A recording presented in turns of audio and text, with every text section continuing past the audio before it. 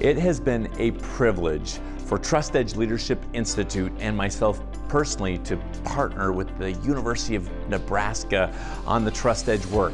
And we've seen some amazing things happen. Why has this work worked here at the University of Nebraska? So what kind of clarity do they require or need?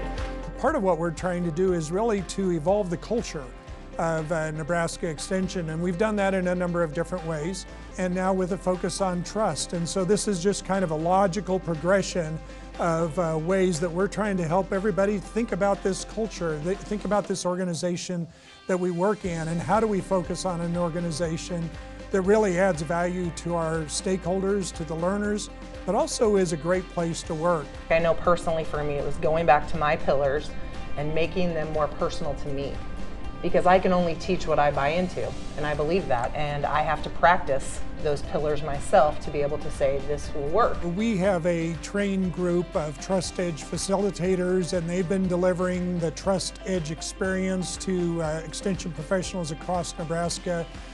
12 of those experiences in the last 18 months. And the uptake by our folks has just really been amazing. The participation has been very high. Towards the end of their Trust Edge experience, they're willing to ask the hard questions, the direct questions, the kind of questions that maybe you wouldn't be willing to ask if you didn't trust the organization or the leadership. They picked great, trusted facilitators. They took the time to understand the content and what it means here. And of course, we allow them to contextualize the content because we believe everything of value is built on trust. Do I extend trust, or do you have to earn my trust? I came here to learn about trust because I know that it's a priority within our organization, and we've been hearing the language of the pillars of trust over the last year or so, and I'm just excited to learn more about some of those strategies that I can implement into both my personal and professional lives. You know, trust is really important as an educator. You have to build a trust level with the folks that you're working with in order to be successful. Is it more important to be trusted or trustworthy? They have some great people teaching the 8 pillars of trust throughout the organization, and they've seen some amazing results, from personal to team to organizational. So moving on to pillar 5, which is commitment. To build trust, you need to have commitment. So think of a time when you went through something tough. I was excited and I was scared.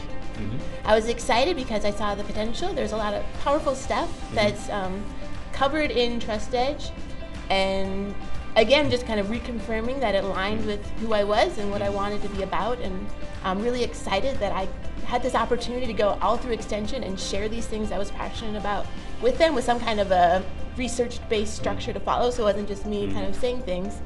And I was terrified because this is really tough stuff. And I mean, the way it's packaged, it's very friendly, kind of. I mean, it's not like in your face, but it's really serious things that we're talking about.